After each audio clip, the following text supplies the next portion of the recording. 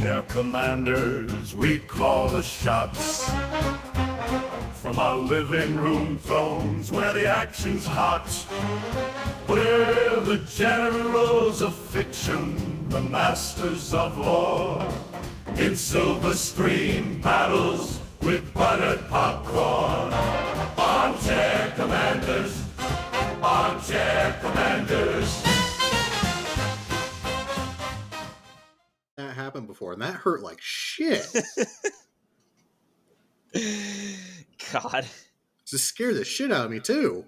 I'm sure you deserved it in some cosmic sense. Fuck off. Okay. Welcome to the Armchair Commanders podcast. My name is John. And I'm Jack. And today we have a little bonus reel for you guys. We decided to do this kind of last moment because we're great at keeping our calendars straight, and we realized that today, so we recorded this yesterday, and it'll be out today that you're listening to it on the National Holocaust Memorial or Remembrance Day in the United States. So we decided to take a little trip down the Twilight Zone for you guys. Yes, we did. We opened the scary door. The scary door. I want to get a Twilight Zone tattoo, like just get the door with like the swirlies inside of it. Yeah, and all the fuck shit around it, like the eye and whatnot. But today, like we said, we're doing the Twilight Zone. We're going to do specifically the episode called Death's Head Revisited, which is probably my favorite episode from the Twilight Zone. And I'm a little biased, but I also think it's probably one of the best episodes of the show. Yep. I think the only episode that beats this one for me is the one where like that old man has like he's like rich and like he's about to die and all his kids come to visit him. And it's like Mardi Gras or something, or New Year's Eve. And he makes them wear masks and shit, and then turns them into monsters. Because it's like gradually shown throughout the episode that his kids are kind of scumbags. Right. Much like the character in this episode. Yeah, a real fucking stand-up guy, if I do say so myself. Real piece of fucking work. But I mean, this is an episode we're both very familiar with. I know, God, what was it, like 10, 15 years ago? I gave you, there was a graphic novel adaptation of this episode that I gave you as a gift once. Yeah, and I think I like the episode more. Like, I liked the graphic novel, but in the graphic novel, the guy that he killed, the ghost that he meets, felt more spiteful and angry than how he was portrayed in this episode. He was more cool and metered. Yeah, he was more calm in the TV show, but firm. In this one, he's like, I'm gonna fucking make you insane, you piece of shit. Well, I think that's probably a little, like, granted, when you write stuff, you can add inflection to it, but that's where, like, graphic novels and comics in general can sometimes have a little bit of an issue, is that the reader dictates, to a certain degree, the tone of things that are said versus, like, an actor performing. Right. Also, my man killed it. The main Nazi guy, the actor, both literally and acting-wise in this. Oscar Barraghi, I hope I'm saying that right, Jr.? Yeah, I actually believe he met the ghost of a man he killed during the Third Reich and went insane. He, fun fact, his father was Jewish, and he actually lost family members to the Holocaust. Wow. This was way back in the early 60s, so this was very, very fresh in people's minds.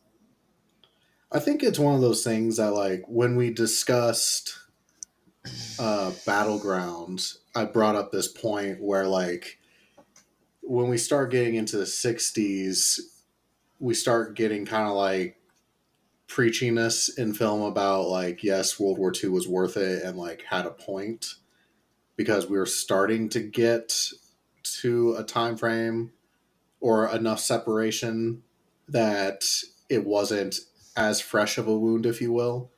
But that being said, like, it is still fresh because the veterans of that conflict and the people who survived the Holocaust, you know, are, in their 30s and 40s by this point. Mm-hmm. So for them, it's not that far off, but enough time has passed that there's now a generation alive and kind of out of the loop as far as the trauma that caused. Kind of the same way, like, with us, where it's like, I work with people who were born after 9/11, and I never thought I would feel like the old guy at work until that happened. So, still Man, wrestling with that little bit of mortality. man, I know exactly how you feel. The moment, I had a moment in my college career, because I spent longer than I'd like to admit in college, but there was a moment where I said, man, I really need to graduate. And that was when, during a math class that I had put off for a while, I finally had to take, and it was full of freshmen. And we were talking one day, and then I realized that I was the only one in the class that remembered 9/11 aside from the teacher. And I was like, God damn, I need to get out of here. Yeah, that's not a good feeling to have. No, it isn't. Like, over the course of my college career, it went from basically like everybody in college remembering where they were on 9/11 during my freshman year to over 90% of the student body being born after 9/11 or right Yeah. before. What I find interesting is that, we're at a point where our World War II veteran population is Late uh, 90s, early hundreds. late 90s, early hundreds, is rapidly declining. Um, but because the Holocaust didn't see age, there are still quite a few Holocaust survivors who are in their 80s because they experienced the Holocaust as children. And I don't know how to put this, but I find it interesting that because of that, we will still, even if our veterans are gone, we will still have a tangible life experience attachment to that time period for a solid while still, even after they're gone. Yeah, and episodes like this serve their purpose as a reminder. And I really do agree with Rod, or maybe Mr. Sterling. Who gives a That's shit? Mr. He's dead. Sterling to you, okay? Mr. Sterling, as Daddy Sterling said at the end. Sorry, Mr. Sterling said at the end, like, monuments like this, I get that they're negative and I get that it's a bad memory, but they absolutely do need to keep standing to serve as a reminder. Yeah. And I mean, we had absolutely zero ulterior motive to doing this episode whatsoever. So, other Mm-mm. than it being Holocaust Memorial Day, Remembrance Day. Um, Stands well on its own. Yep. so, one of the things I really liked about this episode, well, I guess before we get into that, when was the first time you saw this episode or you became familiar with it?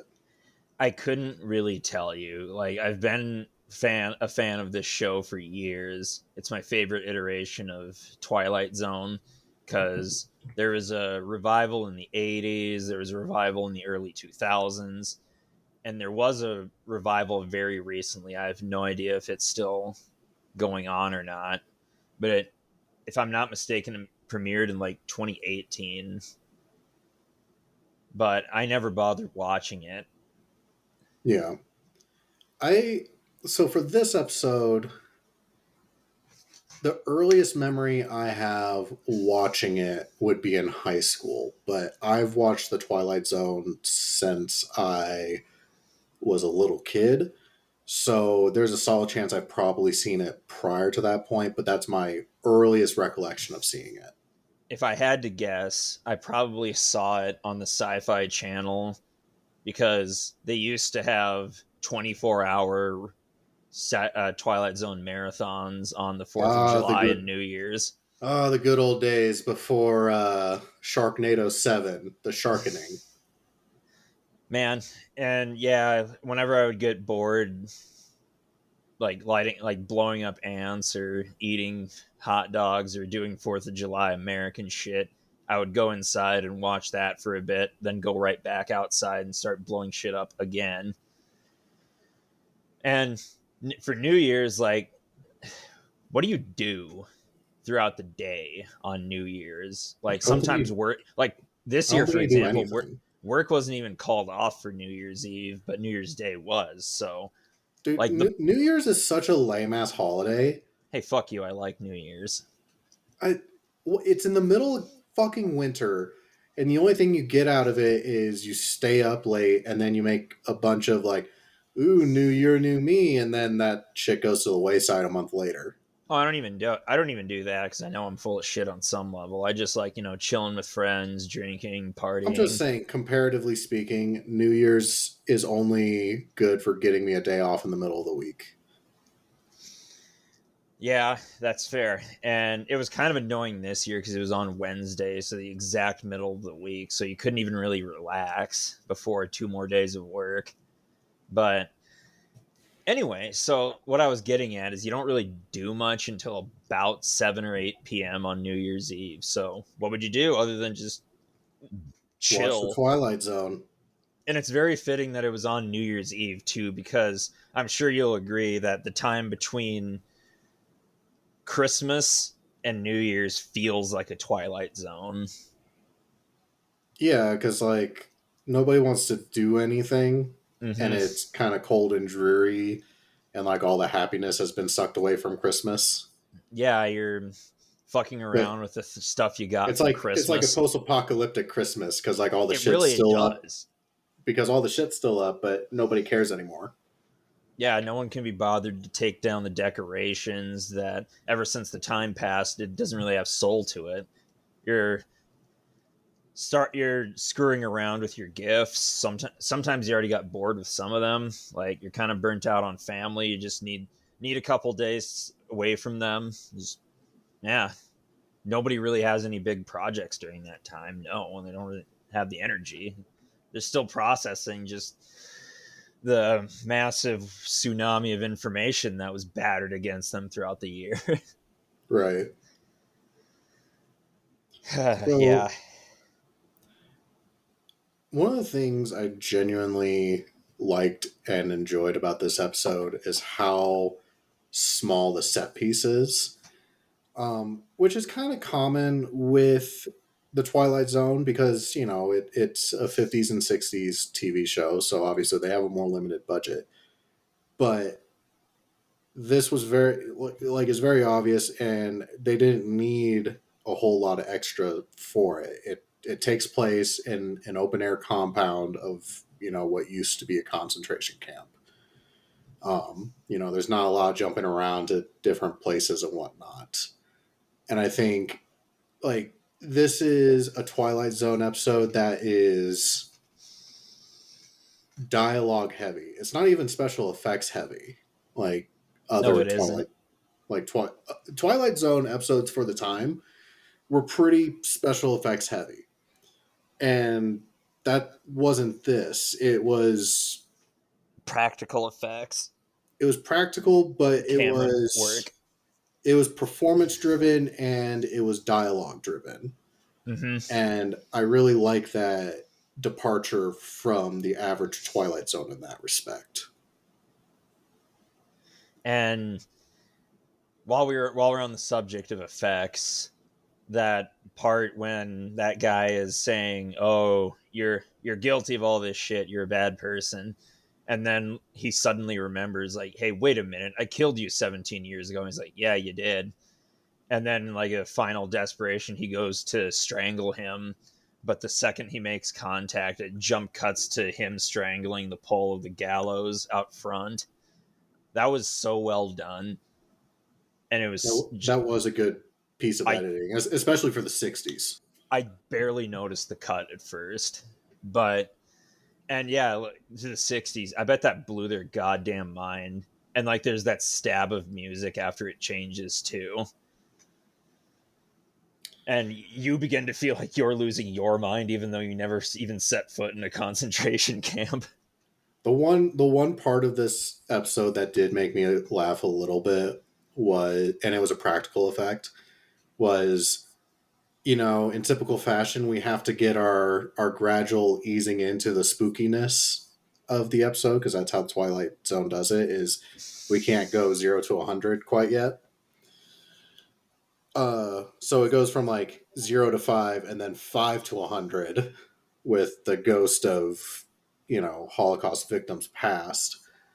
But the thing that I was like, this is kind of cheesy, and it made me laugh a little bit, was when he walks into the camp and the gate like closes behind him on its own, and then we see the like latch itself very very obviously, like there's just like a piece of fishing wire attached to it, and they're like closing it, and I'm like, okay, guys, like, Hey, the budget cuts hurt the ghosts too. They have to resort to fishing wire for their ghostery. we spent it all on this giant building. Also, let's talk about the fact that there were only, I think, 3 sets in this entire episode: the hotel, the grounds of the camp, and that one building. Yeah, the room where they hold the trial. And yeah, where he goes to reminisce about rousting them to go run around in sub-zero temperatures in their shitty prison uniforms. And they do so much with so little. I think that's what makes this episode so great, is because it is a performance-driven episode. And they are accomplishing a lot in a very short time frame. Because this is what, a 22 minute episode? Without the commercials, it's less than 30 minutes. Yeah. So it's a standard TV show length episode. So they don't have a lot of time to get this entire story done. Fuck, I forgot where I was going to go with this. Well, I completely blanked out. Do you have a thought to move this show forward? Because I fucking what you drinking tonight? What you drinking tonight? Oh, I am drinking True Blonde Ale from Ska Brewing out of Durango, Colorado. I'm sorry, what? Oh, True Blonde. I'm drinking some Squirt tonight. The Thirst Quencher grapefruit soda. Well, you're only a couple days away from Dry January being over. Yep, a week. Not that I've been counting. But yeah, at the stroke of midnight on this Friday, I'm going to take a couple shots. Because the next day is February 1st. And I don't know if I've talked about it on this podcast, but that's my least favorite time of the year. I'm sorry you're so lonely. No. It's not due to Valentine's Day, which, is that on the 1st this year? I don't know when Valentine's Day is. It's the 14th. It's always the 14th. Well, I don't know that. But anyway, no, it's not anything to do with Valentine's Day. I just really, really hate January, February time frame. Such a stupid fucking time of year. There's really no, aside from Groundhog's Day and maybe President's Day, there's really no good holidays weather is always shitty. It's dreary. And a more personal note, like everything bad seems to happen to me on that day. I can't really explain it. Maybe it's confirmation biased. Maybe I'm just a little bitch about it, but I don't like to leave my house on February 1st if I can help it. Well, fair. I regained my train of thought here. Hold on, you're coming in a little robotic on my end. How about now? No. Am I okay or am I not okay? Now you are a bit. Okay. All right, now your camera came back. Okay. We're all good? Yeah, we're good. All right. So I regained my train of thought that I lost, which is normally in Holocaust media, they're very upfront and very blunt with the horrors of the Holocaust, which I absolutely believe is an appropriate way to go about it, with how, horrendous of an event in human history as it was. Um, the other aspect of this episode that I really have to give props is the fact that this episode tells the story of the Holocaust and the evils of the Holocaust, and we never actually see the horrors that it was. It's not like Schindler's List where we're seeing Ray Fiennes, going ballistic, or it's not like Come and See where we're seeing, all these tragedies occur. We are getting the experiences just as it's literally read as like a criminal indictment from like a judge, if you will, and it's just you are guilty of this, and this. And the way that it's delivered is responsible and is capable of conveying the awfulness of what occurred. So I think that is another, feather in the cap for these actors that, we are getting the horrors of the Holocaust, and yet they're still able to not show it to us and be able to get us to feel empathy for it. The most shocking thing it shows is those very clearly not real bodies hanging from the gallows in his memories. Right. But I mean, it talks about torturing people and it talks about like killing children and all that, and those aren't things that we see. Like the phantom image of a person hanging from a gallows is very tame in comparison to the horrors of what occurred in the Holocaust. Mm-hmm. Yeah, and I'm looking at some facts for this episode, and one of them says, quote unquote, Schmidt lies to the hotel clerk that he served in Germany's Panzer Division during the war on the Eastern Front. One of the most famous of these units was the 7th Panzer Division, which took part in several key battles and was known by the nickname the Ghost Division. Little clever deep history nod there. And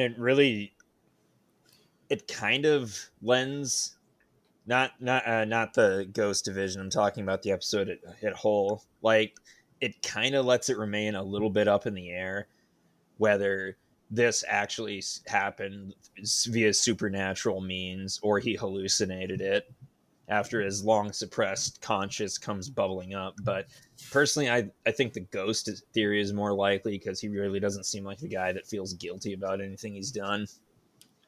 Like, even I much prefer the ghost theory because I found the line, this is not revenge, this is retribution, to be very powerful. Mm-hmm. So if it was just like him going there and snapping, like that doesn't really mean as much. Versus the end of this, and like I said, we'll read the closing narration to this episode, but the whole point of it is to say that these places where these atrocities occurred still hold, whether you believe in ghosts or not, or whatever your religious beliefs are, they're the aura, or God, I don't know how to say it, but the atmosphere stays with a place. Yeah. Yeah. The ghosts. Spooky ghost.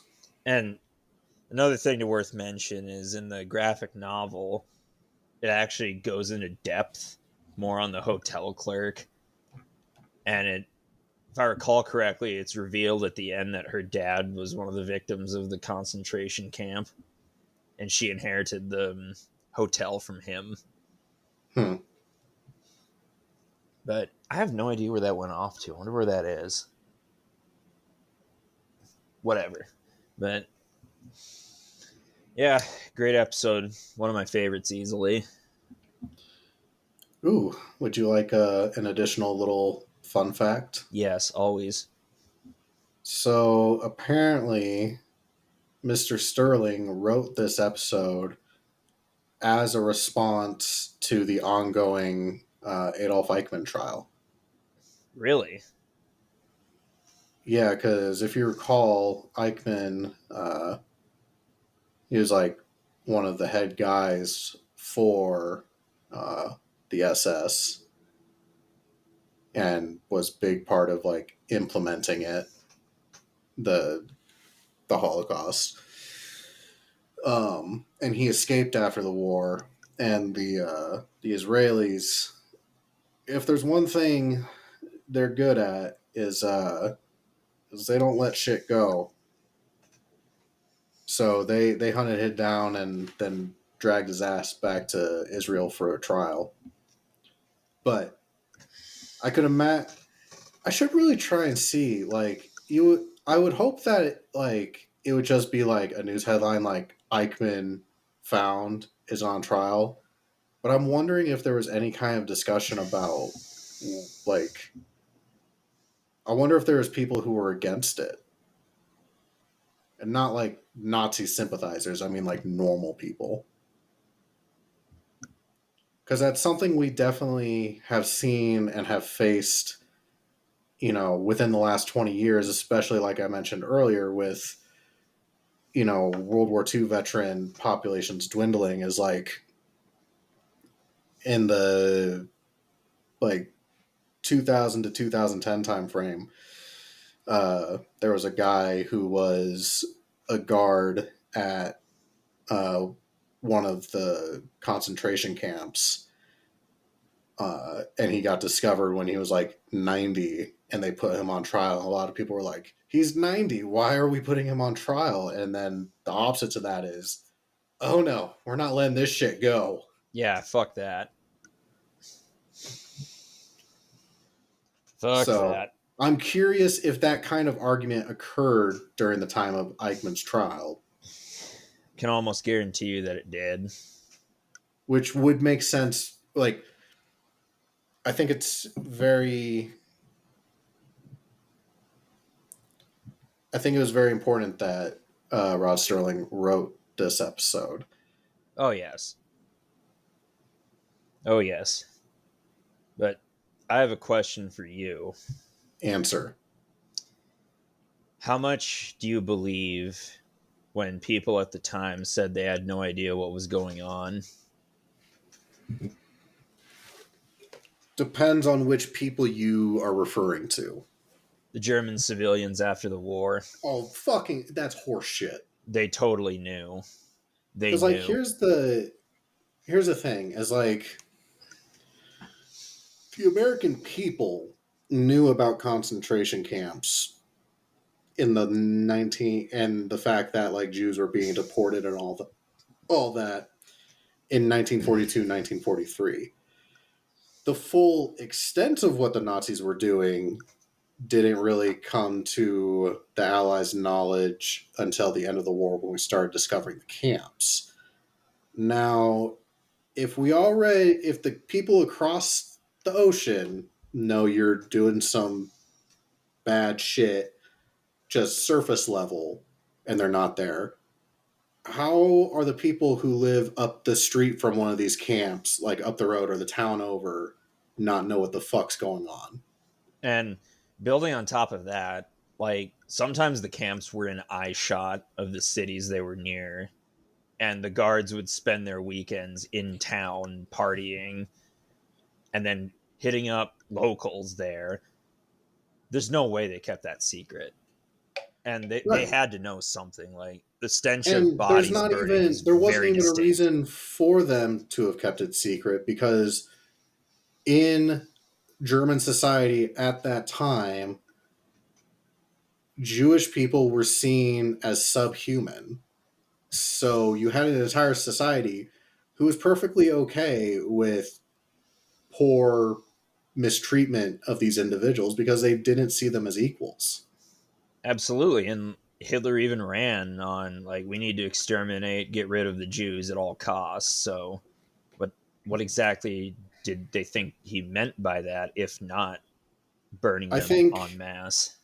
I think a good way of putting it was, and we haven't done the episode yet, but it will be coming up. But the Band of Brothers episode where they find a concentration camp, Mm-hmm. and shortly after finding the concentration camp, the guys of Easy Company go back into town and they raid a local bakery of all of its food because they're like, shit, we need to get these people food because they're Yeah.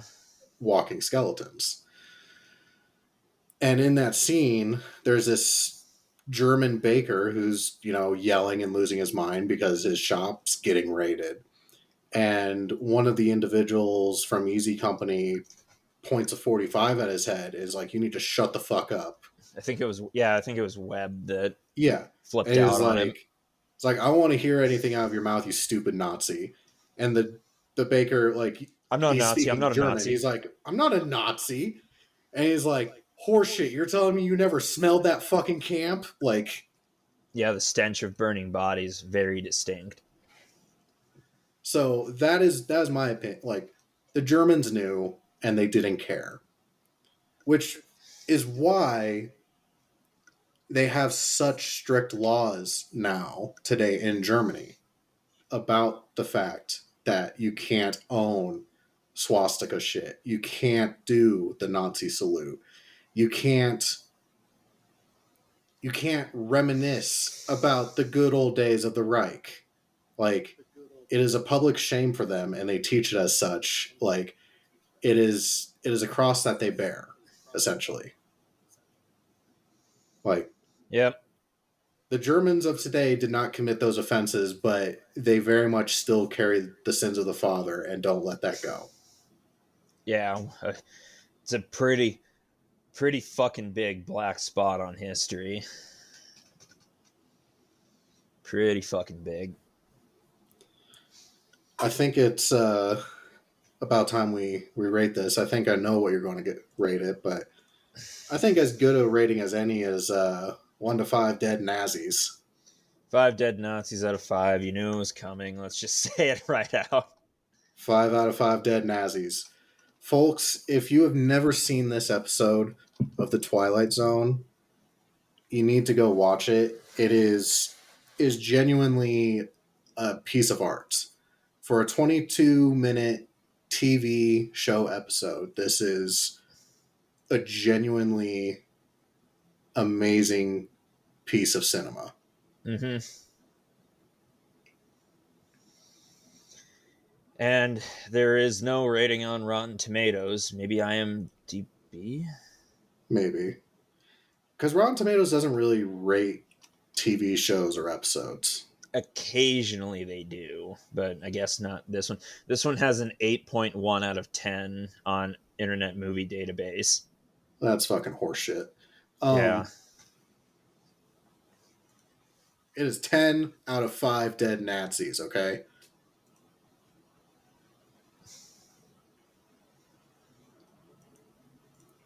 But with that, do you have anything else, Jack? Yep, the floor is yours. So, at the end of this episode, we find our main character who has essentially gone insane, and there are two individuals who are there when they find him. One is a doctor, and one is an innkeeper who originally talked to our former SS guard. And the former, or the innkeeper asked the doctor, Daka, why does it still stand? Why do we keep it standing? And this is from Rod Sterling in his closing narration.